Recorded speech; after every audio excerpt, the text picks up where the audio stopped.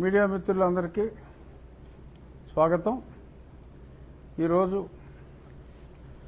ముఖ్యమైన అంశం ఆకివీడులో రామాలయ పునర్నిర్మాణం. శిథిలావస్థలో ఉన్న ఆ రామాలయ పునర్నిర్మాణం. ముందుగా దీన్ని నా దృష్టికి తీసుకువచ్చింది, మరి ఇక్కడ డబ్బా కనపడతలేదు, సాక్షి వారు న్యూస్ పేపర్లో ఒక మెయిన్ ఎడిషన్లోనే, జిల్లా ఎడిషన్ కూడా కాదు, మెయిన్ ఎడిషన్లోనే రామ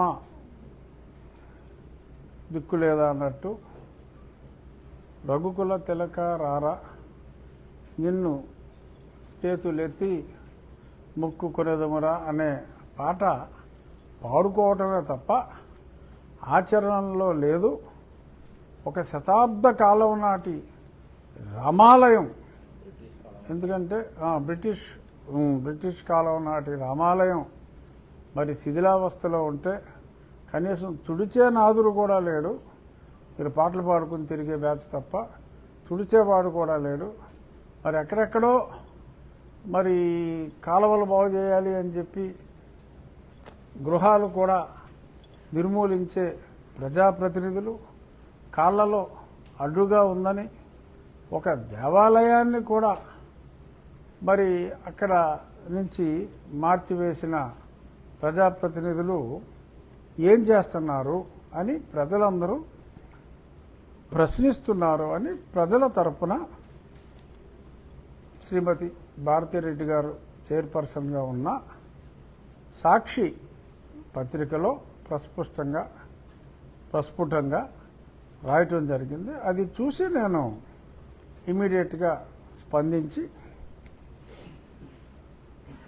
సాక్షాత్తు సాక్షివాడే ఇంతలాగా రాముల వారికి జరిగిన అపరాధాన్ని మరి అంతగా పరితపిస్తూ ఉంటే, మరి నిజమైన రామభక్తుడిని, పేరులోనే రాముడి పేరు, రఘురాముడి పేరు మరి మా తాతగారు మరి ఎందుకని పెట్టారు, ఆ పేరు పెట్టారు.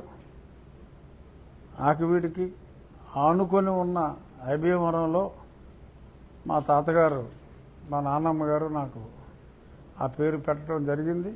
మరి అది లింకో పెద్దగా సాక్షి పేపర్ చదవను నేను. ఆ రోజు సాక్షి పేపర్ చదవటం, మరి రాముల వారికి జరిగిన అన్యాయం గురించి నేను వెంటనే ఆకివీడులో ఉమాగారు అంటే పురుషుడే, ఉమాగారికి ఫోన్ చేసి అదేదో క్లీన్ చేయండి అని చెప్పి అడిగితే, ఆ క్లీనింగ్కి వెళ్తే పని అవదమ్మా, మీరెవరో తోడటానికి వీల్లేదమ్మా, మేము ఊరుకోం అని చెప్పి అక్కడ వారు అడ్డగించారని చెప్పి నాకు చెప్తే నేను వెంటనే అక్కడికి వెళ్ళటం జరిగింది. తక్షణమే తెలిసిన వెంటనే వెళ్ళా. అక్కడికి ఒక పాస్టర్ గారు వచ్చి, ఇక్కడ ఎవరో హిందువులు లేరు, అందరూ క్రిస్టియన్లే అని చెప్పి వారు చెప్పటం, అది కూడా వీడియోలో రావటం, ఇవన్నీ కూడా స్పష్టంగా కనపడి ఆ రోజే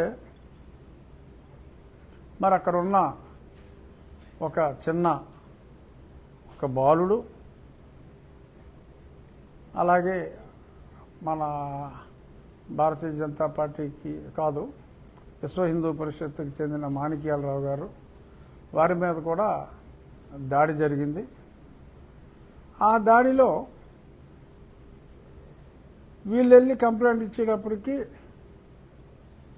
దెబ్బతిన్నారు. ఒక చిన్న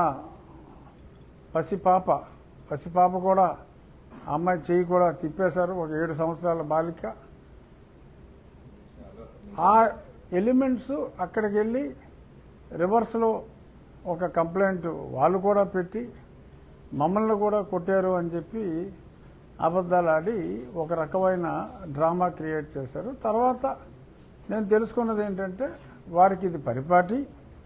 ఎప్పుడైనా రెండు వర్గాలు కొట్టుకోకల్లా, ఒక వర్గం వారు ఇంకో వర్గాన్ని కొట్టి వీళ్ళే అక్కడికి వెళ్ళిపోయి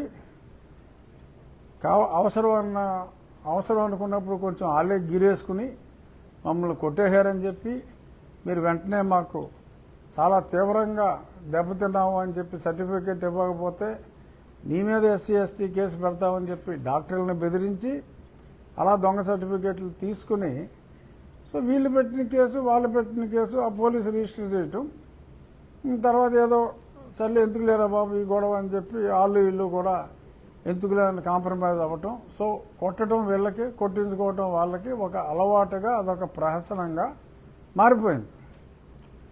అదే మోడల్ ఫాలో అవుదామని అనుకున్నారు తర్వాత కూడా. సో ఆ తర్వాత ఉగాదికి వెళ్ళటం జరిగింది.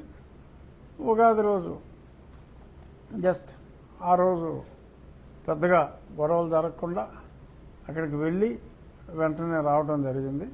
అప్పుడే చెప్పాను శ్రీరామనవమికి ఇక్కడికి వస్తాను, ఎందుకంటే మాణిక్యాలరావు గారు రెగ్యులర్గా ప్రతి శ్రీరామనవమికి పానకం అలాగే వడపప్పు అక్కడ ఇవ్వటం అనేది ఎప్పటి నుంచో జరుగుతుంది. వారి కుటుంబ సభ్యులే సుమారు ఒక 40 సంవత్సరాలుగా కరెంటు బిల్లు కూడా వారి కుటుంబ సభ్యులే పే చేస్తున్నారు. రామాలయం అనే పేరు మీదే ఎలక్ట్రిసిటీ బోర్డు ఇన్వాయిస్ రేజ్ చేస్తుంది, వాళ్ళే పే చేస్తున్నారు.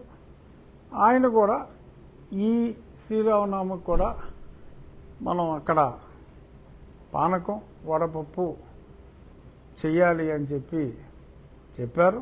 తప్పకుండా మనం అది చేయాలి మాణిక్యాలరావు గారు అని చెప్పడం జరిగింది. అందులో భాగంగా మొన్న 27వ తారీఖు శ్రీరామనవమి రోజు అక్కడికి వెళ్ళినప్పుడు హడావుడంతా ఎక్కడెక్కడ వాళ్ళో చుట్టుపక్కల చాలా గ్రామాలు రిలయబుల్గా తెలిసింది. ఏం సానుభూతి పరులు, ఇక్కడేమీ మొహాటం లేకుండా చెప్తున్నా, నీలి కోటు వీరుడు అవడో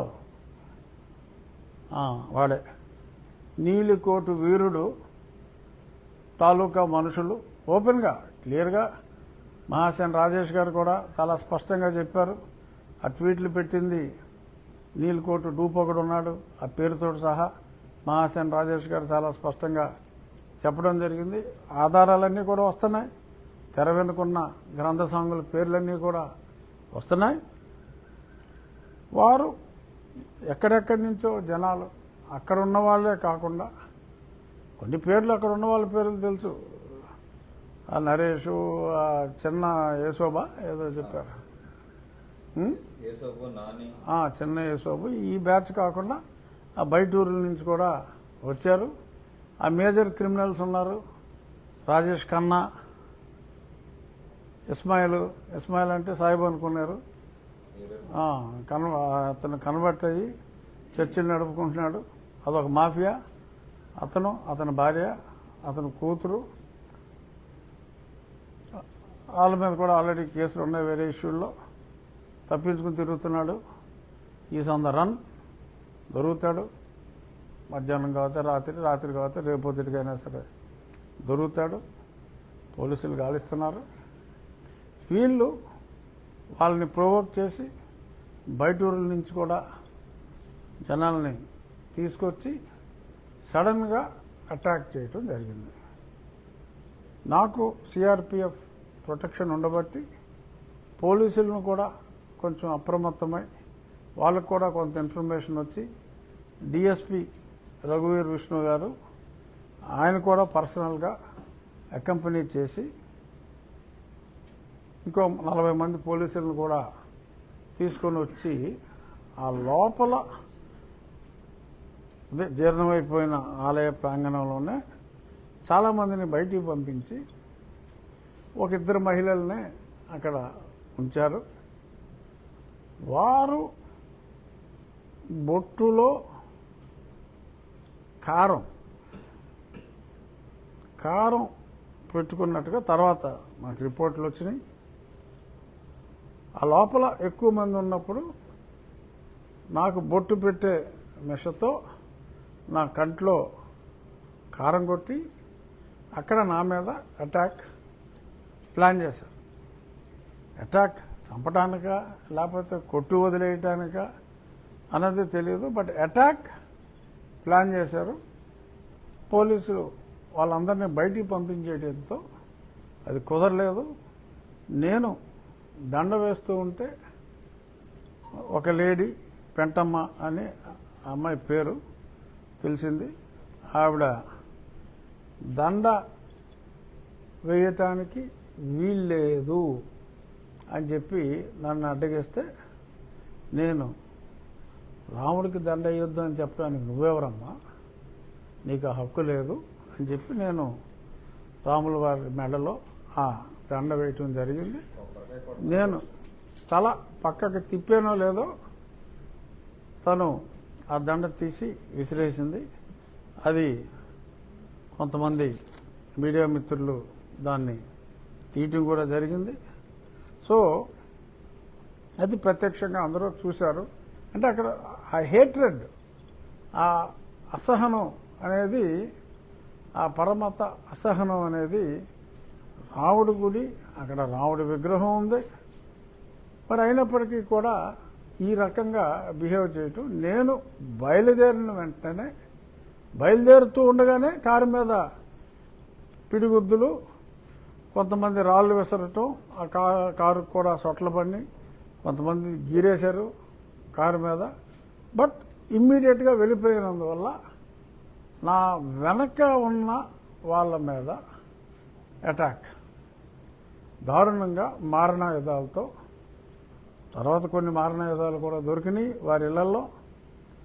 మారణాయుధాలతో ముందే ప్లాన్ చేసుకుంటే ఎవడో రాజమండ్రిలో ఒక కుమారు, ఇంకెవడో సస్పెండెడ్ కుమారు, ఇంకెవడో కుమారు, ఏంటో అందరూ కుమారులే ఉన్నారు. 3 కుమారులు. అది ఇరు వర్గాల మధ్యన ఘర్షణ, అన్యాయంగా ఇలా చేశారు, ప్రీ ప్లాన్డ్గా చేశారు. అసలు ఎమ్మెల్యేకి అక్కడికి రావాల్సిన పని ఏంటి? అరే బుద్ధుందరా, ఒక ఎమ్మెల్యే తన నియోజకవర్గంలో ఉన్న రాముడి గుడిలో అది గుర్తు చేసిందే నువ్వంటే నువ్వే కదా సాక్షి, నువ్వేగా గుర్తు చేసిందే నువ్వు గుర్తు చేసి, అంటే ఈడే టాపేసాడు అనమాట.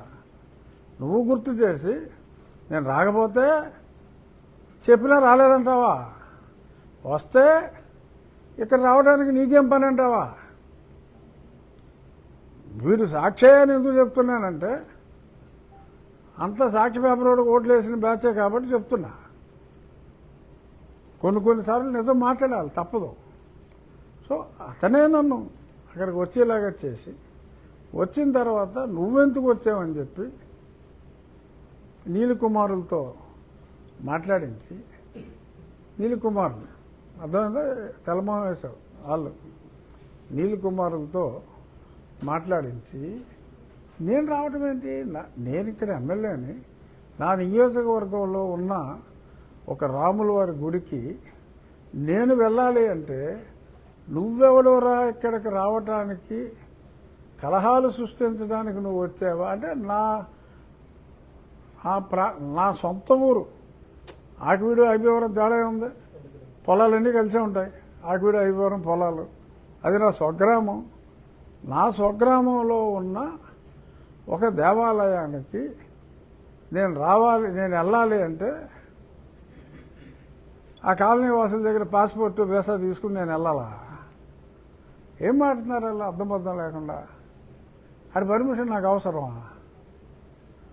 సో ఈ రకంగా మాట్లాడుతూ మరి చాలా వక్ర భాష్యాలు చెప్తున్నారు. సో ఇది ఇంత వివరంగా ఎందుకు చెప్తున్నానంటే, ఎవరైనా వాళ్ళ కారు కూతలు నమ్మి ఆ కారు కూతల్లో ఏదన్నా కొంచెం నిజం ఉందేమో అని అనుకుంటారేమో. ఒక స్వతంత్ర భారతదేశంలో ఒక ప్రజాప్రతినిధి అక్కడ ఉన్న దేవాలయం రామాలయం అని సాక్షుడే కన్ఫర్మ్ చేశాడు. సరే సాక్షి అన్ని అబద్ధాలు రాస్తాడు అనుకుందాం పోనీ. నేను రిపోర్టు ఎంఆర్ఓ గారితో అన్నీ వెరిఫై చేసి రిపోర్ట్ తెప్పించా. మీ అందరికీ కూడా తలకు ఒక కాపీ ఇస్తాను. ఇది తహసీల్దార్ గారు అంటే ఎంఆర్ఓ గారు సంతకం పెట్టి ఇచ్చింది. The land in survey number 470-12 is classified as government poramboke గుడి. గుడి అంటే ఏంటి మీకు తెలుసు కదా, దేవాలయము. గుడి అన్న దేవాలయం అన్న ఒకటే. అది చర్చి కానే కాదు. గుడి అంటే అది చర్చి కానే కాదు, మసీదు కానే కాదు. గుడి అంటే గుడి. And the name written on the temple entrance wall is రామాలయం.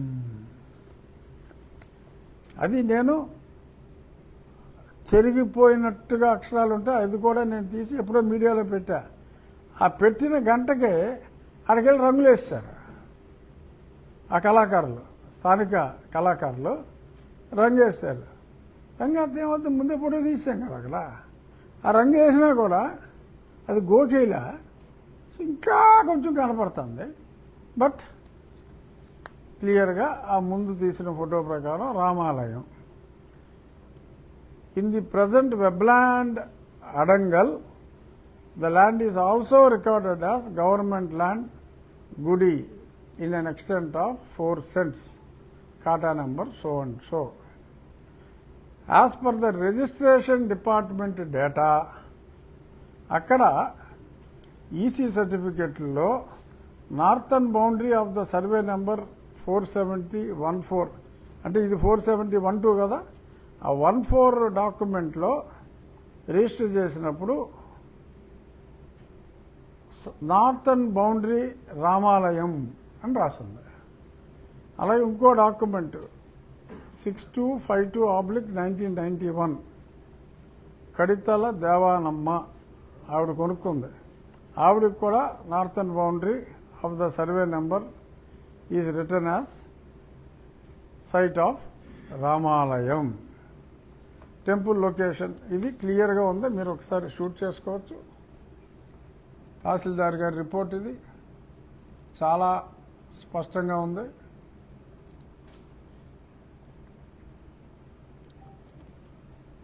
ఇది కాక ఇందాక చెప్పాను కరెంటు బిల్లు మాణిక్యాలరావు గారి కుటుంబ సభ్యులు 50 సంవత్సరాలుగా రామాలయం పేరు మీద ప్రభుత్వం వారు ఎలక్ట్రిసిటీ బోర్డు ఇస్తుంది. అక్కడ గొంతేనమ్మ మందిరం అని కానీ ఏమీ లేదు, దాని మీద రామాలయం అని ఉంది. ఇందులో కూడా రిజిస్ట్రేషన్ డిపార్ట్మెంట్లో రామాలయం అని ఉంది, గోడ మీద రామాలయం ఉంది. అదర్వైజ్ బ్రిటిష్ వాళ్ళ టైంలో గుడి అని ఉంది. సో అది ఖచ్చితంగా హిందువుల దేవాలయానికి సంబంధించిన స్థలం. అక్కడ క్లియర్గా రామ లక్ష్మణ సీత హనుమాన్ 4 విగ్రహాలు అక్కడ స్పష్టంగా నేటికి ఉన్నాయి. మరి అది తీసి మరి ఎక్కడో పెట్టేయడానికి భయపడ్డారో ఏంటో తెలియదు. ఇంకా ఈ రోజుకైతే ఉన్నాయి, మొన్నటికి. మరి ఆ తర్వాత ఆ ప్రాంతం అంతా క్లోజ్ చేశారు కాబట్టి ఉండే ఉంటాయని నేను అనుకుంటున్నా. సో అక్కడ ఆ రోజు ఉగాది రోజు నేను చాలా స్పష్టంగా పునరుద్ఘాటించింది ఏంటంటే ఖచ్చితంగా ఇక్కడ రామాలయం కడతాము అని. ఆ తర్వాత నేను రాజకీయాలకి సంబంధం లేకుండా పొలిటికల్ పార్టీస్ని ఇన్వాల్వ్ చేయకుండా, అది తెలుగుదేశం కావచ్చు, జనసేన కావచ్చు, భారతీయ జనతా పార్టీ కావచ్చు, మరే పార్టీ అయినా కావచ్చు, పొలిటికల్ పార్టీకి సంబంధం లేకుండా శ్రీరాముణ్ణి ఆరాధించే నాన్ పొలిటికల్ సంస్థలు, ఆ సంస్థలు కూడా సంస్థాపరంగా కాకుండా, సంస్థాపరం అంటే మళ్ళీ రాజకీయాలు వస్తాయి. విశ్వ హిందూ పరిషత్ ఉంది. విశ్వ హిందూ పరిషత్తులో అంటే రామభక్తులు సముదాయం అది. విశ్వ హిందూ పరిషత్తులో రాముని ఆరాధించే భక్తులు ఆర్గనైజేషన్గా కాకుండా ఆ భక్తులు ఒక ఇద్దరు, బజరంగ్ దళ్ అందులో యాక్టివ్గా ఉండే భక్తులు ఒక ఇద్దరు, రాష్ట్రీయ స్వయం సేవక్లో యాక్టివ్గా ఉండే భక్తులు, వారు ఆర్గనైజేషన్ని రిప్రజెంట్ చేయరు. ఎస్టాబ్లిష్డ్ రామ భక్తులుగా, రాముని ఆరాధించేవారుగా, రామ భక్తులతో, అలాగే మాణిక్యాలరావు గారు ఎన్నో సంవత్సరాల నుంచి అక్కడ బిల్లు అది పే చేస్తున్నారు.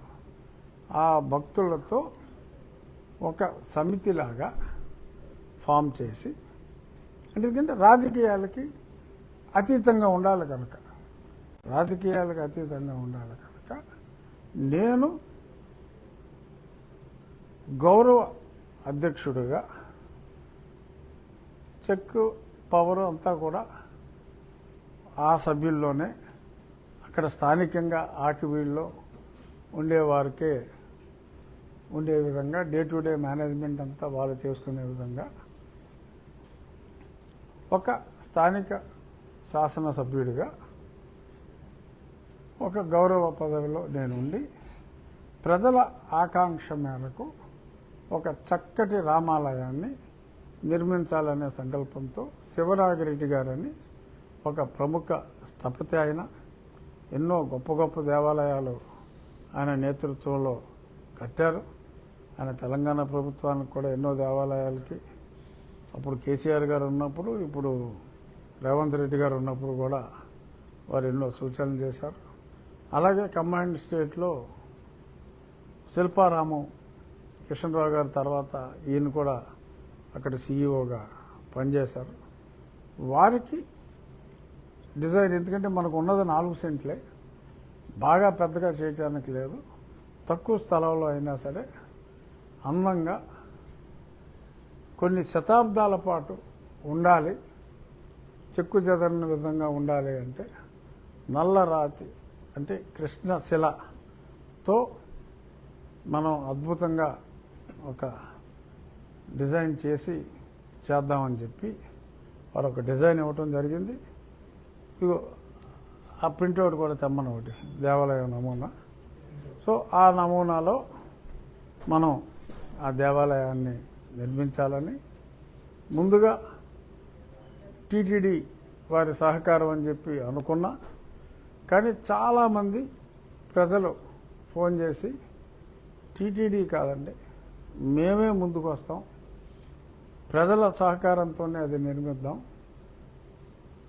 ఇటువంటి సంస్థలు కూడా అక్కర్లేదు అని చెప్పి మాట్లాడిన తర్వాత నాకు భానుప్రకాష్ రెడ్డి గారు కూడా, టీటీడీ సభ్యులైన భానుప్రకాష్ రెడ్డి గారు కూడా, అన్నా మీరు ఒక లెటర్ పెట్టండి శాంక్షన్ చేద్దామని చెప్పి అన్నారు. లేదు, ఆలోచన ముందే వచ్చింది భానుప్రకాష్ రెడ్డి గారు, కానీ ప్రజల కోరికపై చిన్న చిన్న కంట్రిబ్యూషన్లు ఎక్కువ మంది దగ్గర తీసుకొని ఆ దేవాలయం నిర్మాణం చేయాలి అని చెప్పి అనుకుంటున్నాం. ఒక్కడే 10 లక్షలు ఇచ్చేవాళ్ళు ఉన్నారు చాలామంది, కానీ ఆ రకంగా కాదు. 10,000 రూపాయలు సీలింగ్, 100 రూపాయలు మినిమమ్ పెట్టుకొని సాధ్యమైనంత వరకు 100 రూపాయలే ప్రిఫరెన్స్, ఎక్కువ మంది ఉంటారు కాబట్టి వారిచ్చిన ఎస్టిమేషను అంతా చూసిన తర్వాత 75 lakhs దేవాలయానికి అవుతుంది. ఆ సైట్ డెవలప్మెంట్ చేసి ఆ కాంపౌండ్ దానికి ఏ వేసుకున్నా అప్పర్ లిమిట్ 80 లక్షలు అయ్యే అవకాశం ఉంది. 75 లక్షలలో ఒక అద్భుతమైన కనీసం 800 సంవత్సరాలు కనీసం చెక్కు చెదరని విధంగా ఆ స్ట్రక్చర్ ఉంటుంది. అలాగా చేద్దామని చెప్పి ఆయన ఆ డిజైన్లు కూడా రెడీ చేశారు. ఇప్పుడు ఒక అకౌంట్ ఆ డీటెయిల్స్ చెప్తా. శ్రీరామ ఆలయ అభివృద్ధి సమితి ఆకివీడు పేరుతో కెనరా బ్యాంకులో మన నియోజకవర్గ అభివృద్ధికి కూడా ఎంతగానో సహకరించిన ఎన్నో కోట్లు మనకి ఇచ్చారు. ఆ బ్యాంకులోనే ఒక అకౌంట్ ఓపెన్ చేయడం జరిగింది. రేపు ఆ క్యూఆర్ కోడ్ కూడా వస్తే ఫోన్పేలు కూడా చేయొచ్చు. ఇది డీటెయిల్స్. ఇది కూడా కాపీ ఒకటి సపరేట్గా ఇస్తాం మీకు. ఇంకానా సైడ్లో కూర్చుని మీరు ఎలా చెప్తారు? ఎదురుగున్న వాళ్ళు చెప్పాలి. ఓకే, ఇక షీట్లు కూడా ఇస్తాను. సో ఇది నేను గ్రూప్స్లో కూడా పెడతాను. ఆ అకౌంట్ ఏంటంటే 10,000 కన్నా ఎవరైనా ఎక్కువ పంపినా కూడా యాక్సెప్ట్ చేయకూడదు.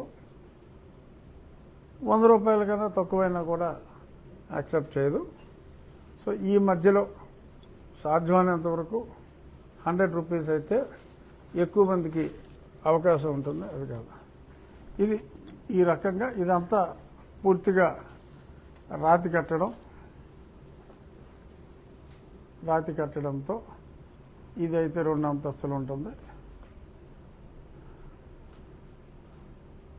ఆయన నిన్న వారిని కలిస్తే ఆయన చాలా ఏమిటి ఈ డబుల్ హైట్, ఈ గోపురం ఏమిటి, ఇవన్నీ కూడా ఆయన స్పష్టంగా ఎక్స్ప్లెయిన్ చేశారు. ఆ దేవాలయ వాస్తు ఒంగోలు దగ్గర ఆ కృష్ణశిల బ్లాక్ గ్రానైట్ మైన్స్ ఉన్నాయి. అక్కడ రీసెంట్గా వారు 250 కోట్ల రూపాయలతో తెలంగాణ భువనగిరి దగ్గర మానేపల్లి బ్రదర్స్ అని వారు, ఇక్కడ మన మానేపల్లి కాదు అక్కడ కూడా ఉన్నారు. వారు స్వయంగా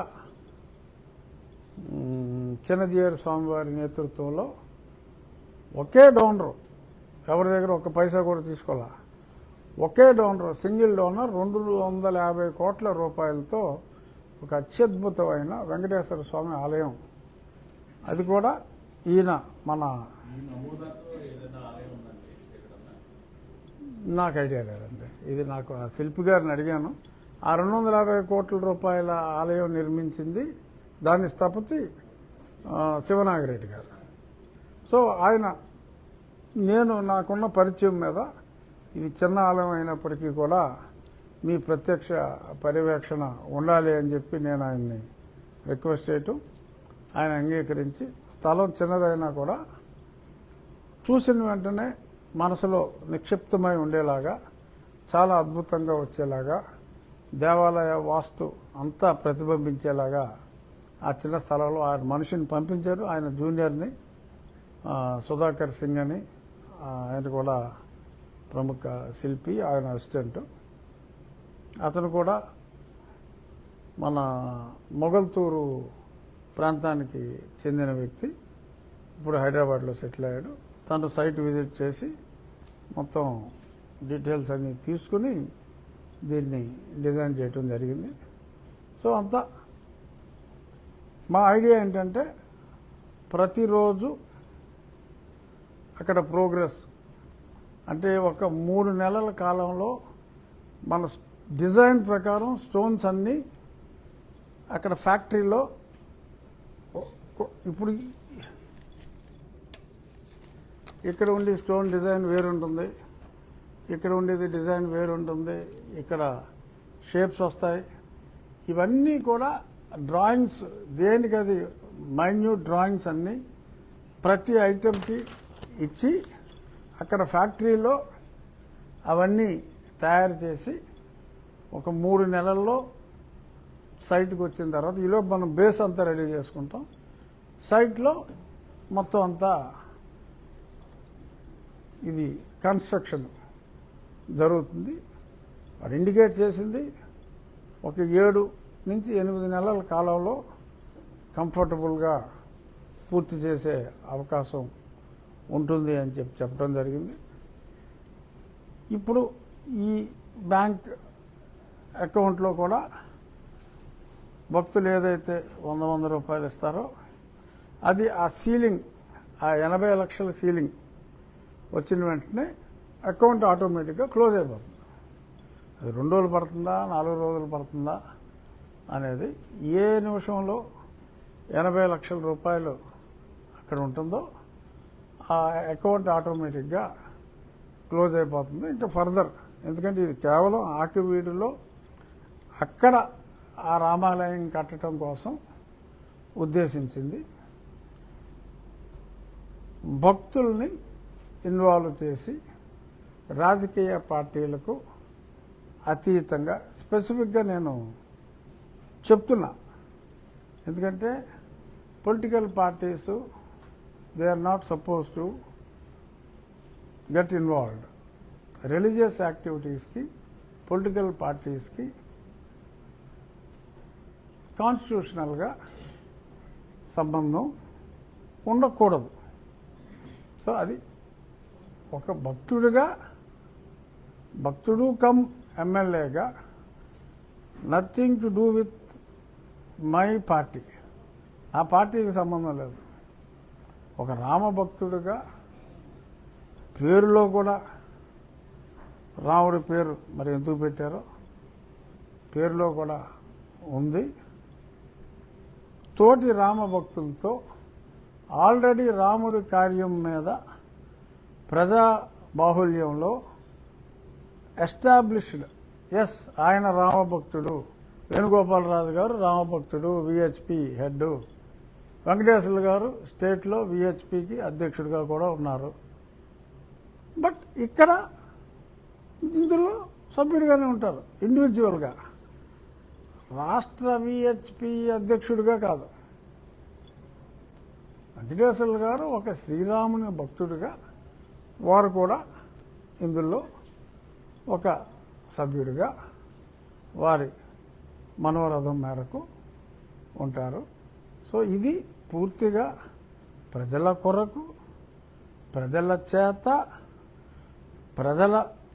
కేవలం ప్రజల ఆర్థిక సహకారంతో నేను ఒక్కనైనా కట్టేయగలను గుడి, అది విశేషం కాదు. బట్ ప్రజలు ముందుకొచ్చి నిర్మించుకున్నారు. దీనికి కావాలని చిచ్చు పెడతానికి ఇతను వచ్చాడు, ఏదో మాట్లాడాడు అని చెప్పి తెలంగాణ నుంచి ఒకడు, అదో కుమార్, మళ్ళీ 4వ కుమార్, ఇలా రకరకాల కుమారులు రంగప్రవేశం చేసి మాట్లాడుతున్నారు. ఇది రికార్డ్స్ ప్రకారం కన్ఫర్మ్ చేసిన రామాలయ స్థలం. సాక్షివాడు కూడా వెరిఫై చేసి పరిశోధించి రాసిన ఆర్టికల్లో కూడా స్పష్టంగా రామాలయం అనే ఉంది. సో కాబట్టి రామాలయం స్థలంలో ఆ పాత దేవాలయం స్థానంలో కొత్తగా సిమెంటు ఇటువంటివి ఏమీ లేకుండా పూర్తి నల్లరాతితో ఒక మాన్యుమెంట్ లాగా చక్కగా అక్కడికి వెళ్తేనే ఒక భక్తిభావం ప్రతిబింబించేలా ఈ దేవాలయం నిర్మాణం చేపడతాం. మొన్న ఎంపీ గారు కూడా అక్కడికి వెళ్ళి ఆయన కూడా విహెచ్పి వారు చేపడతారని చెప్పి ఏదో ఒక మాట కూడా అన్నారు. ఇందులో విహెచ్పి నాట్ యాజ్ ఏ సంస్థ, విహెచ్పి సభ్యులు ఉంటారు, వ్యక్తులుగా, మళ్ళీ చెప్తున్నా వ్యక్తులుగా. సో పొలిటికల్గా ఇది ఏ పార్టీకి సంబంధించింది కాదు అని ఎందుకు ఇన్నిసార్లు నేను చెప్తున్నాను అనేది విజ్ఞత కలిగిన మీ మీడియా వారికి ముందు అర్థమైతే ప్రజలకు ఆ విజ్ఞత మీకన్నా ఎక్కువగానే ఉంది. సో కాబట్టి వారు దాన్ని అర్థం చేసుకోగలరు. ఎందుకంటే ముందు మీరు ఏదో ప్రశ్నలు వేసేస్తారు కదా, అందుకని చెప్తున్నా. అన్ని ప్రశ్నలు వేయక్కర్లేదు. ఈ విషయంలో ప్రజలకి ఎందుకు ఇంత స్పష్టంగా చెప్తున్నానో అనేది అర్థమవుతుంది. సో ఈ క్షణం నుంచి ఆ అకౌంట్లో 10,000 దాటకుండా ప్రిఫరబుల్లీ 100 రూపాయలు క్యూఆర్ కోడ్ రేపిస్తాం, అది పంపితే so everything will be taken care. So అది అక్కడ ఎటువంటి కన్ఫ్యూజన్ లేదు, అది హిందువుల స్థలమే. ఎటువంటి ఆటంకం కలిగినా చూసుకుంటాం. అది అప్పర్ లిమిట్ సార్. మళ్ళీ శ్రీరామనవమికి అనేది ఖచ్చితంగా చేయాలని, ఆ లోపే దానికి ఒక 2-3 నెలల ముందే కంప్లీట్ చేయాలనేది ఆశయం. ఇప్పుడు మీరు అత్యంత ఉన్నత స్థానంలో ఉండి మిమ్మల్ని అక్కడ రానివ్వలేదు. ఇప్పుడు 80 లక్షల విలువైన ఆస్తి డబ్బులతో సేకరించి ఆదాయాన్ని కడదామని ఉద్దేశంతో భక్తుల సహకారంతోనే ప్లాన్ చేస్తున్నారు. భవిష్యత్తులో ఇక్కడికి భక్తులకి వెళ్ళడానికి ఎటువంటి భరోసా ఉంటుందంట? అది భక్తుల చేతుల్లోనే ఉంటుంది. అది భక్తుల చేతుల్లోనే ఉంటుంది. ఖచ్చితంగా ఎటువంటి ఇబ్బంది ఉండదు అనే నేను అనుకుంటున్నా. ఎందుకంటే రౌతు కొద్దీ గుర్రం. మీరు వదిలేశారు. ఆడ కేసు కడతాడు, నేను ఎస్సీ ఎస్టీ కేసు కడతానంటే మీరెల్లా అల్లలాడిపోతున్నారు. ఎందుకు భయపడాలి? ఎందుకు భయపడాలి? మన సుప్రీంకోర్టు స్పష్టంగా చెప్పింది. నేను వచ్చిన తర్వాత, ఎమ్మెల్యే అయిన తర్వాత ఒక SC ST atrocity case register అయింది ఇక్కడ. ఏదైతే మన సుప్రీంకోర్టు చెప్పిందో నేను అదే ముందు నుంచి చెప్తున్నా. వెరిఫై చేయండి, శ్మశానాలు వెరిఫై చేయండి. సరే, అమ్మ శ్మశానం అంటే బాబు శ్మశానం లేదంటున్నారు కొందరు. బతుకున్నాడు కాబట్టి లేదు, చనిపోయి ఉంటే అది కూడా ఉండేది. ఎవరి గురించో చెప్తున్నా, ఎగ్జాంపుల్ చెప్తున్నా. ఇక్కడ a regular church visitor who is following Christianity, అతనికి ఎస్సీ అట్రాసిటీ కేసు పెట్టడానికి కానీ, ఎస్సీ బెనిఫిట్స్ రిజర్వేషన్ ఉద్యోగాల్లో వాటిల్లో బెనిఫిట్స్ తీసుకోవటానికి కానీ ఎటువంటి అధికారం లేదు అని నేను 5 సంవత్సరాలుగా మొత్తుకుంటున్నా. 5 కాదు 6 సంవత్సరాలుగా మొత్తుకుంటున్నా. కోర్టు ఆర్డర్స్ కూడా ఇంతకుముందు కూడా ఉన్నాయి. ఇప్పుడు మళ్ళీ సుప్రీంకోర్టుకి వెళ్ళిన తర్వాత చాలా స్పష్టంగా చెప్పడం జరిగింది. సో దీనికి కూడా ఆ పిచ్చి కుమారులు ఇద్దరు అదే మీరు పట్టించుకోకలేదు అంటున్నారు. అంటే వాళ్ళు మరి ఏం చదువుకున్నారో, కాపీ కొట్టి పాస్ అయ్యారో నాకు తెలియదు. కానీ సుప్రీంకోర్టు చెప్పిన తర్వాత సుప్రీంకోర్టు తీర్పు తప్పు అని బరితెగించి బజార్లో మాట్లాడటం, అది వారి సంస్కారానికే మనం వదిలేయాలి. అంతకుమించి మనం చేయగలిగేది ఏమీ లేదు, నవ్వి ఊరుకోవటం తప్ప. చాలా స్పష్టంగా చెప్పింది సుప్రీంకోర్టు. ఇది ప్రభుత్వ బాధ్యత కూడా. ఎవరైతే, ఎందుకంటే నాకు ఎన్నో దళిత హిందూ సంఘాల వారు నాకు రిప్రజెంటేషన్స్ కూడా ఇచ్చారు. వీరి వలన రాజ్యాంగం ప్రకారం రిజర్వేషన్కి అర్హత లేకపోయినా మాకు ఎలిజిబిలిటీ ఉన్నప్పటికీ మాకున్న అవకాశాలు పోతున్నాయి అని చెప్పి వారు కూడా మాట్లాడటం జరిగింది. సో కాబట్టి ఖచ్చితంగా వారి రాజ్యాంగం వారికి ఇచ్చిన హక్కుల్ని ప్రొటెక్ట్ చేయవలసిన బాధ్యత కూడా ప్రభుత్వం మీద ఉంది. సో ఖచ్చితంగా రాబోయే రోజుల్లో ఎవరికి అర్హత ఉంది, ఎవరికి అర్హత లేదు అనేది కూడా ఏదో గుడ్డిగా ఎంఆర్ఓ సర్టిఫికేట్ ఇచ్చేసాడు అన్నట్టు కాకుండా దాన్ని కూడా సుప్రీంకోర్టు తీర్పులో మెన్షన్ చేశారు. ఒకరికి ఒక సర్టిఫికేట్ ఉన్నంత మాత్రాన, తహసీల్దారో ఎంఆర్ఓ సర్టిఫికేట్ ఇచ్చినంత మాత్రాన అది చెల్లదు. అతను ప్రొఫెస్ చేస్తున్నాడా, ప్రాక్టీస్ చేస్తున్నాడా క్రిస్టియానిటీ అనే దాని మీద అతని అర్హత ఆధారపడి ఉంటుంది.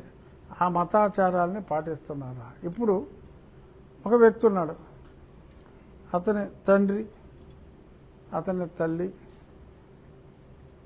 క్రిస్టియన్ మతాచారం ప్రకారం ఖననం చేశారనుకోండి, ఆ పైన సిలువేసి యెహోవా పిలిచను ఏదో రాసుకున్నారనుకోండి, అబ్బాయి అసలు నా పేరు జోసఫ్ అవ్వచ్చు, మా తల్లి మేరీ అవ్వచ్చు, అది క్రిస్టియన్స్ దీని మీద పూజించవచ్చు, అక్కడ పాతిపెట్టి ఉండొచ్చు, ఎప్పుడు ఏ రోజు గుడికి వెళ్ళకుండా ప్రతిరోజు చర్చికి వెళ్ళి ఉండొచ్చు, అయినా నేను హిందువునండి, నాకు ఎంఆర్ఎస్ జాన్ గారు నాకు సర్టిఫికేట్ ఇచ్చారు అంటే చెల్లదు.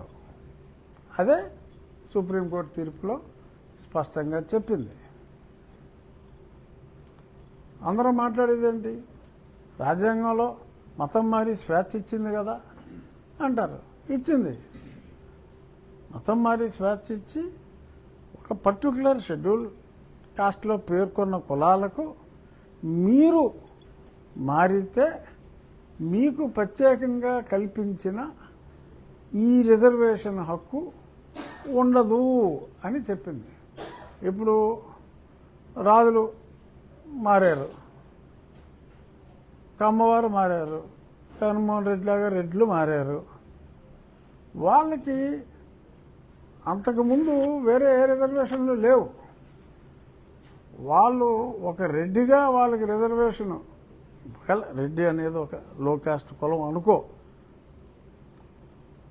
వాళ్ళకి ఇచ్చిన దాన్ని అందులో ఇప్పుడు మార్పు ఏమి రాలా, వాళ్ళకి ఏమీ ఇవ్వలేదు ఇంతకుముందు, అదే కంటిన్యూ అవుతుంది. ఇచ్చుంటే ఆ పర్టికులర్ రెడ్డి అనే కులం ఎస్సీల్లో ఉంటే, ఎగ్జాంపుల్ చెప్తున్నా హైపోథెటికల్గా, వాళ్ళకి ఏదన్నా మామూలుగా అదర్వైజ్ ఇచ్చి ఉంటే ఇందులోకి వచ్చినప్పుడు ఉండదు. మిగిలిన వాళ్ళకి మతం మారే స్వేచ్ఛ ఉంది, మారారు అంతే. ఆ మతం ప్రాక్టీస్ చేసుకుంటాడు, ఆ దేవుణ్ణి పూజించుకుంటాడు అంతే. ఆడికి కలిసి వచ్చింది ఏమీ లేదు. ఇక్కడ కులవలేని మతంలోకి నువ్వు వెళ్ళావు, సో నీకు ఈ కులం వలన నువ్వు వివక్ష ఎదుర్కొంటున్నావు. కులమే లేని మతంలోకి వెళ్ళిపోయి నువ్వు ఒక మతస్థుడిగా మారిపోయావు. ఆ మతంలో కులం లేదు కాబట్టి నీకు ఇచ్చిన ఈ బెనిఫిట్ నీకు వర్తించదు. అయినా సరే నేను ఈ కుల వ్యవస్థకి కట్టుబడి ఉంటాను, నేను హిందూ మతంలోనే ఉంటాను అన్న వారికి ఇది వర్తిస్తుంది అని చెప్పి అంబేద్కర్ గారు రాజ్యాంగంలో స్పష్టంగా రాశారు. కాబట్టి అది మార్పు, ఒకవేళ రాజ్యాంగం 107 సార్లు మార్చారు, మార్పు వచ్చే వరకు దాన్ని మనం కంపల్సరీగా ఫాలో అవ్వాలి. ఊరికే అంబేద్కర్ గారిని ఫాలో అవుతూ బ్లూ కోట్లు వేసుకుని తిరిగేసి ఇక్కడికి వచ్చేటప్పటికి ఆయన చెప్పింది తప్పు, మిగిలినంతా ఆయన చెప్పింది కరెక్ట్ అంటే ఎలా? రాజ్యాంగం మారిస్తే ఓకే, మార్చండి, మార్చేదాకా ఫాలో అవ్వండి. ఫాలో అవ్వనంటే కుదరదు.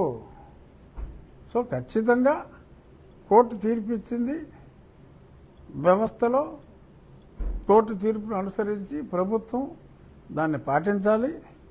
ఎవరెవరు క్రిస్టియానిటీ పాటిస్తున్నారో వారికి ఎస్సీ బెనిఫిట్స్ అనేది ఇవ్వటం చట్టరీత్యా నేరం కనుక డెఫినెట్గా ఒక కన్నేసి ఉంచబడును. ప్రభుత్వం నేను చెప్పేది, మేము ప్రభుత్వంలో పార్టీ, ఖచ్చితంగా ఒక కన్నేసి ఉంచబడును. అలాగే జనావాస ప్రాంతాల్లో అనుమతి లేకుండా చర్చిల నిర్మాణం చేయకూడదు. ఒక ఇల్లు ఉంటుంది, ఆ ఇంటి పైన ఆ హౌస్ ఓనరు ఓ షెడ్ వేసేసి, అది వ్యాపారం అయిపోయింది, ఓ షెడ్ వేసేసి ఓ 10 మందిని పోగేసి మొత్తం మార్చి నీకు వచ్చిన ఆదాయంలో ఆయిల్ రాసేసి ఓ 10% ఇయ్యి అనే కేసులు చాలా ఎక్కువగా ఉన్నాయి. నేను ఆ లిస్టు తెప్పించాను. ఆకివీడులో టౌన్లో 29 జస్ట్ ఇళ్లలో ఇంట్లోనో లేకపోతే మేడ మీదో ఫస్ట్ ఫ్లోరో సెకండ్ ఫ్లోరో అక్కడ ఒకటి వేసేయటం, అక్కడ ఆ పైన రాసేయటం పలానా పాస్టర్ గారి చర్చు, డానియల్ గారి చర్చు, అబ్రహాం గారి చర్చు అని చెప్పి రాసేసుకోవటం. అవి చెల్లవు. జనావాసాల మధ్యన కలెక్టర్ గారు పర్మిషన్ ఇవ్వకుండా చర్చ్ ఉండటానికి వీల్లేదు. ఆకివీడు మండలంలోనే అనుమతి లేని చర్చిలు 113, అనుమతి ఉన్నాయి ఇంకో 30-40 ఉండి ఉండొచ్చు. అనుమతి లేని చర్చిలే ఆకివీడు మండలంలో 113 ఉన్నాయి. జనాభా లెక్కల ప్రకారం 2% కూడా లేరంటారు. 113 చర్చిలు ఆకివీడు మండలంలో ఉన్నాయి. అంటే ఎంతమంది ఉండాలి? చర్చికి 100 మంది వేసుకో, అంతమంది ఉన్నారు.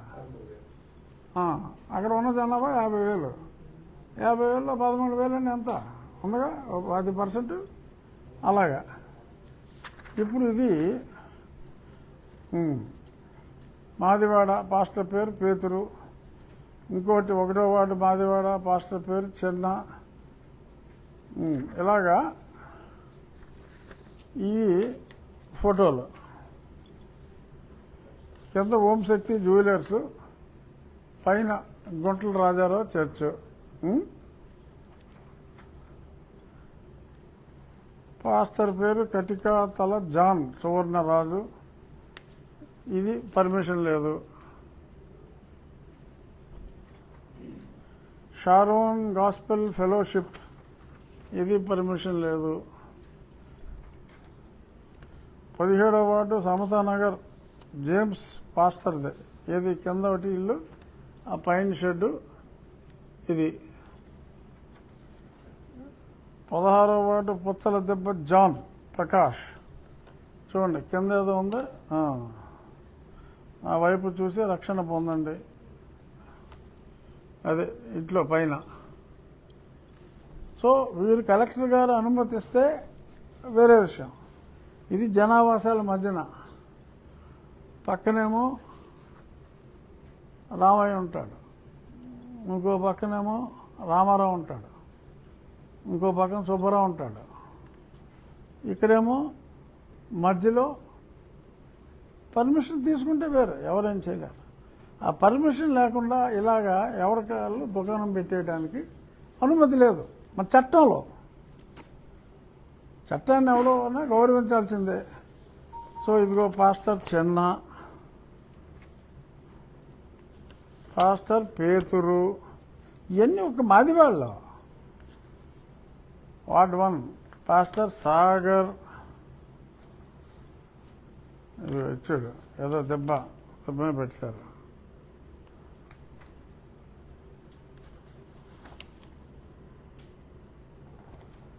ఇవన్నిటికి ఏలియా చర్చ్ అట్టది. ఇలా ఎన్నో.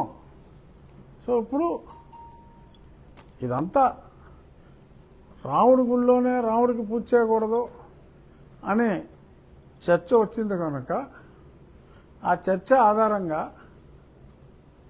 ఎన్ని చర్చీలు కలవు, ఆ చర్చీలకు ఎన్నింటికి అనుమతి కలదు, అనుమతి లేని చర్చిల్లో ప్రార్థన చేయవచ్చా అని విజ్ఞుల్ని ప్రశ్నించి చట్టాన్ని పరిరక్షించవాలని మళ్ళీ అడిగి, సో అలాగ అనుమతి లేకుండా చర్చ్ నడపడానికి వీల్లేదు కనుక అలా అనుమతి లేని గృహ సముదాయాల నడుమ హౌస్ ట్యాక్స్ కడుతూ చర్చిలు ఇలాగ నడిపితే అది చెల్లదు కనుక వాళ్ళందరికీ రాబోయే 2-3 రోజుల్లో నోటీసులు ఇవ్వటం జరుగుతుంది. సో దీనికి నీల్ కుమార్స్ మళ్ళీ బాబో వాయో ఏదో చేస్తున్నాడని కేకలు వేసుకుంటే వేసుకోవచ్చు.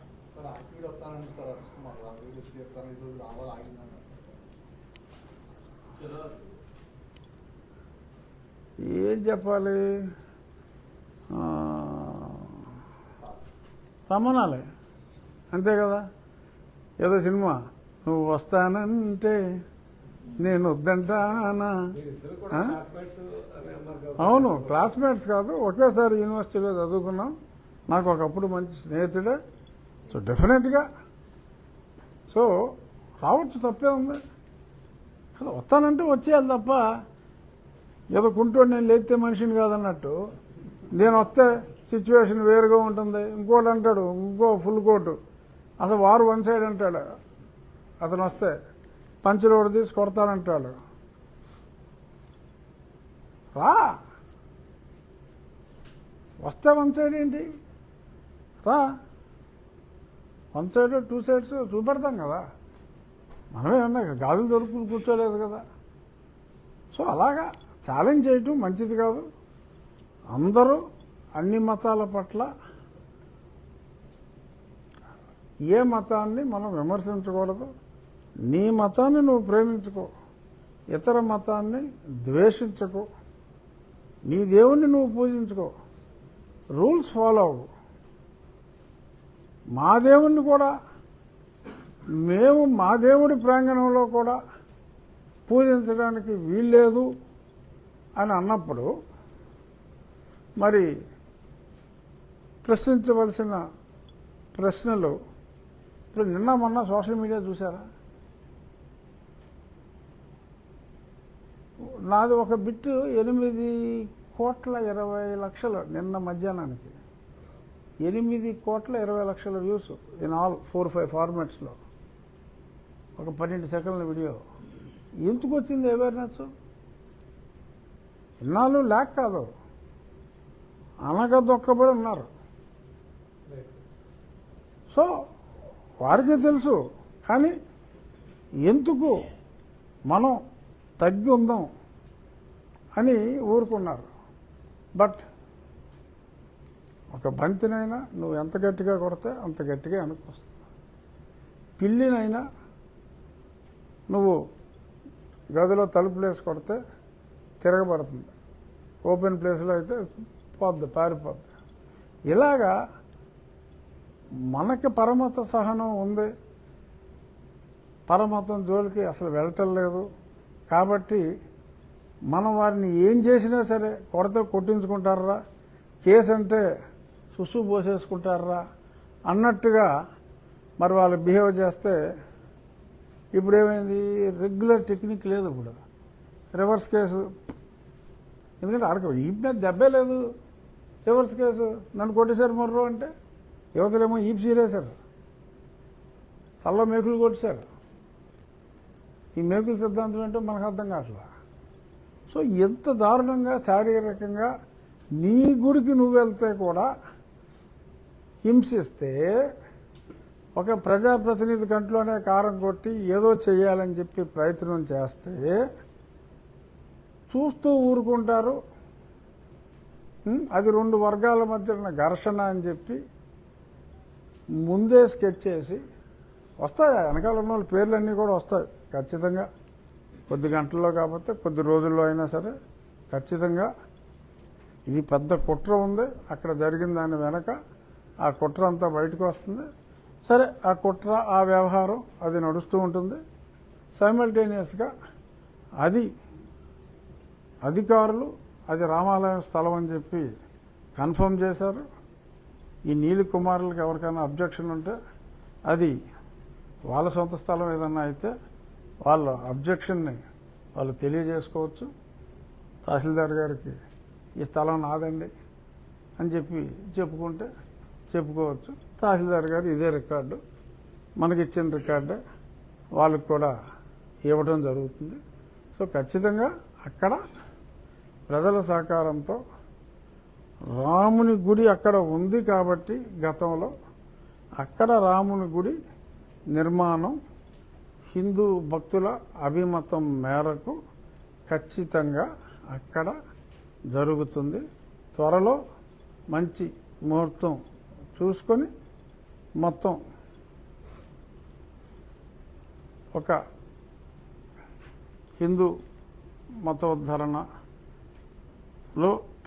ప్రముఖంగా ఉన్న స్వామీజీ గారితోనే వారిని ఆహ్వానించి అక్కడ శాస్త్రీయంగా సశాస్త్రీయంగా శంకుస్థాపన చేసి వేగవంతంగా ఆ దేవాలయాన్ని పూర్తి చేయడం జరుగుతుంది. టోటల్గా ఈ ఎపిసోడ్లో జరిగిన దాంట్లో ఈ గొడవ శ్రీరామనవమి మొదలుకొని ఇవాటి వరకు దీంట్లో ఎంతమంది కన్వర్ట్ అయ్యారు దాని మీద మీరు ఏమన్నా నివేదిక తెప్పించుకున్నారు సార్? ఎంతమంది మత మార్పిడి జరిగింది?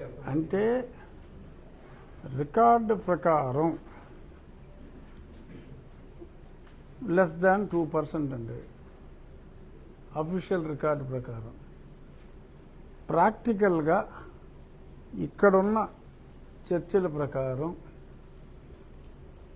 23 నుంచి 24% అయితే ఉన్నారు. అందులో అన్య కులాలు ఉన్నారు. కాదు దానివల్ల ఈ ఎస్సీ కేసులు పెట్టి హక్కులు వాళ్ళు కొత్తగా వచ్చేది లేదు. ఎందుకంటే వాళ్ళు ఇతర కులాల వాళ్ళు బీసీలు ఉన్నారు, రాజులు ఉన్నారు, అన్ని కులాలు ఉన్నారు, కాపులు ఉన్నారు, తూర్పు కాపులు ఉన్నారు, మతం మారిన వాళ్ళు. వారు ఎలాగో కేసులు పెడతానికి లేదు, వాళ్ళకి రిజర్వేషన్లు లేవు. అది కాకుండా మారిన వారు ఇంకొక 15%. సర్టిఫికెట్ చూస్తే హిందూ అని ఉంటుంది, ఎస్సీ హిందూ అని ఉంటుంది. వాళ్ళు చర్చికే వెళ్తారు, తప్పులేదు. నువ్వు క్రిస్టియన్వి, క్రిస్టియన్ అని చెప్పుకో. అరకోటోడు ఏమంటాడు? దళిత క్రిస్టియన్స్ హక్కులు పరిరక్షించాలంటాడు. మళ్ళీ నేను హిందూని అంటాడు. ఇప్పుడు అందులో స్పష్టంగా ఉంది, సమ్వన్ హూ ప్రొఫెసర్స్. ఇప్పుడు క్లియర్గా వీడియో ఉందండి. వాడు ఏమన్నాడు? మాకు ప్రార్థించుకోవడానికి చర్చ్ ఇచ్చావు, చదువుకోవడానికి బడి ఇచ్చావు, ఓ కాన్వెంట్ ఇచ్చావు అని మాట్లాడారు. ఓ బ్రిటిషు అని. మాకు ప్రార్థించుకోవడానికి ఒక చర్చిని ఇచ్చావు అంటే ఏంటి దాని అర్థం? మళ్ళీ ఉద్యోగానికి వచ్చేటప్పటికి తూర్చు నేను హిందువుని ఎవడు చెప్పాడు? అరే ఒక ఫేక్ సర్టిఫికేట్ ఏదో మార్కెట్లో వదులుకుని మళ్ళీ అదేదో ఎవడో ఫేక్ సర్టిఫికేట్ వదిలేసాడని ఎవరికి కావాలి? అసలు క్రిస్టియన్ అని చెప్పి క్లియర్గా వాళ్ళ అమ్మ సమాధి ఉంది. అమ్మ సమాధి అంటే మా నాన్న, ఇంకా మా నాన్నకి సమాధి లేదు, మా నాన్న హిందూ అన్నాడు. సరే, అతను ఏది అనేది ఇప్పుడు 50 లక్షల మంది ఉన్నారండి ఇలాగ రాంగ్ సర్టిఫికేట్తో. 50 లక్షల మందిలో అరకోటి నీళ్ళు కోటి ఒకడో ఎవరికి కావాలి? ఎవరు మోసు కూర్చుంటే ఎవడో పట్టించుకుని ఉండేవాడు కాదు. ఈ ఊరికి ఎక్కువ ఆగేసి ఎక్కువ మాట్లాడేసినప్పుడు ఓకే, ఒక డిస్కషన్ వస్తుంది. మరి గతంలో ఆ వీడియోలన్నీ ఉన్నాయి. సుప్రీంకోర్టు తీర్పు స్పష్టంగా ఉంది. Whoever professes that particular religion profess చేస్తే చాలు. Practice is even much more bigger. Even a mere expression of faith is more than adequate to lose. అది రాజ్యాంగంలో ఉంది, కోర్టు చెప్పింది. సో కాబట్టి నేను ఆ చర్చలోకి వెళ్ళలేదు. నువ్వు నమ్మితే నమ్ము, క్రిస్టియానిటీ మంచి మతం, ఎవడో కాదని లేదు, కులరహిత మతం, నమ్ము, ఫాలో అయిపో. అంతేగాని నేను ఫాలో అవుతూ నేను కాదు అంటాం, నాకు దొంగ కేసులు పెట్టే హక్కు ఉండాలంటాం, హక్కుల కోసం పోరాడతాం. మళ్ళీ నిన్న ఎవడో వైఎస్ఆర్ కాంగ్రెస్ పార్టీ ఎవడో ఏలూరు అంట, పొద్దున్న పేపర్లో చూసా, ఎవడో వార్నింగ్ ఇస్తాడు నాకు, ఇదిగో ఇలా చేస్తే ఊరుకోనని. ఎవడు ఊరుకోమన్నాడు? రా, ఎక్కడికే రా, ఎవడు ఊరుకోమన్నాడు? ఇలాగ ఎవడు పడతాడు, ఏది పడితే అది స్టేట్మెంటు. ఇంకోటి ఏంటి, సునీల్ కుమార్ బ్లాగ్లో ఒకటి పెట్టారు నిన్న. త్రిబుల్-ఆర్ మన దళిత క్రైస్తవుల హక్కుల గురించి అన్యాయంగా మాట్లాడుతున్న త్రిబుల్-ఆర్కి ఓటు వెయ్యను అని మనమందరము ప్రమాణము చేసుకోవాలి అని చెప్పి ఒక సందేశం ఇచ్చాడు. త్రిబుల్-ఆర్కి త్రిబుల్-ఆర్ ఎక్స్ పార్టీ నుంచి పోటీ చేశాడు అనుకో, తెలుగుదేశం నుంచి పోటీ చేశాడు అనుకో, వీళ్ళెవరో మన సభ్యులు ఎవరు, ప్రమాణం చేసిన సభ్యులు ఎవరు ఇలాగా వేయకూడదు వీడికి అని ఓ తీర్మానం చేసుకుంటారంట. అసలు నిజంగా జరిగిందనుకో, అసలు నాకన్నా అదృష్టవంతుడు, మా పార్టీ కన్నా అదృష్టవంతులు ఎవరైనా ఉంటారా? ఆ 20% తీసేవా, ఆ 80% వీడికిలాగా ఎలాగా ఓ జీసస్ అని ప్రమాణం చేయరు కదా. ఎవరి మనసులో వాడు ఓ స్వామి, ఓహో మరి ఇలాగా నిన్ను వ్యతిరేకిస్తే మరి ఇలా చేస్తారన్నప్పుడు మరి మేమందరం సమ్మతిస్తామంటే 51% వస్తేనే వాళ్ళకి 11 వచ్చింది సీట్లు మొన్న. ఇప్పుడు 80 వచ్చేలా చేశారనుకో, అప్పుడు జగన్మోహన్ రెడ్డికి 40-20 వస్తాయి. సో దానివలన నా నెత్తిని పాలు పోస్తానంటే నేనెందుకు కాదంటాను బాబు. సరే, వేరే పార్టీ వాళ్ళు ఏమనుకుంటారు అది నాకు పక్కన పెడితే, నిజంగా RRRకి ఓటేయను అని మీరందరూ ప్రమాణం చేసేసుకుంటే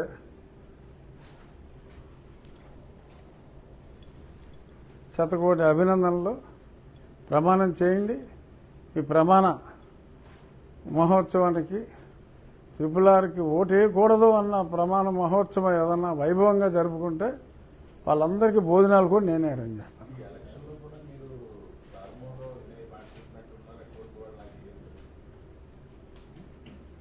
తెలియజేశా. ఇప్పుడు మొన్న కొంతమంది అంటున్నారు, ఓహో అలాగా అయితే మా ఓట్లు అక్కర్లేదని చెప్పి ఎలక్షన్లో నుంచో అని. అలాగే నుంచున్నా. అందుకని ఎప్పుడు 36,000 రాలేదు, ఇక్కడ 70,000-60,000 వచ్చింది. ఓపెన్గా చెప్పుకుంటే 80 వచ్చినాం. సో ఇది రాజకీయంగా నేను చోట్ల నాకు క్రిస్టియానిటీ, నేను మిషనరీ స్కూల్స్లో చదువుకున్నా. నా college Loyola college, school Nirmala కాన్వెంట్లో చదివా. సెయింట్ ప్యాట్రిక్స్ అడయార్లో చదువుకున్నాను ఆల్మోస్ట్ 5 ఏళ్ళు. నా 10 ఏళ్ళు స్కూలింగ్లో 5 నుంచి 6 సంవత్సరాలు క్రిస్టియన్ స్కూల్స్లో చదువుకున్నా. నాకు ఎనలేని గౌరవం ఉంది. నా మదర్ కూడా స్కూలు కాలేజ్ అంతా కూడా విజయవాడ అట్కిన్సన్ మ్యారీ స్టెల్లాలోనే చదివింది. Vijayawada marry Stella and Laila కాలేజీకి మేజర్ డోనరు మా తాత శిరీష్ రాజు గారు. సో ఎనలేని విశ్వాసం ఉంది. బట్ నా విశ్వాసం జోలికి వచ్చి నా గుళ్ళోకి నువ్వు వెళ్తానికి వీల్లేదు, తంతాము, కళ్ళల్లో కారం కొడతాము అని అంటే కొట్టించేసుకుంటాము. ఇలాగా ఇప్పుడు నన్ను కొట్టింది ఎవరు? సునీల్ కుమార్ అని గ్యాంగేగా. సరే, ఇప్పుడు మీరు కళ్ళలో కారం కొట్టారు, దీంట్లో జగన్ గారి పాత్ర ఉందంటారు, సునీల్ గారి పాత్ర ఉందంటారు. ఎంత చీప్ ట్రిక్స్ జగన్మోహన్ రెడ్డి గారు వేస్తాడని నేనైతే అనుకోవట్లా. ఇతను దీన్ని వెనుకున్నాడన్నది నిజం, ఓపెన్. ఇది అఫీషియల్గా బయటికి రావాలి. వస్తుందని అనుకుంటున్నాం, ఎప్పుడు వస్తుందో చూడాలి. కానీ మరి ఎంత హామ్ చేసి ఆ ప్రమాణం ఏదో చేయించారా బాబు అని కోరుకుంటున్నాను.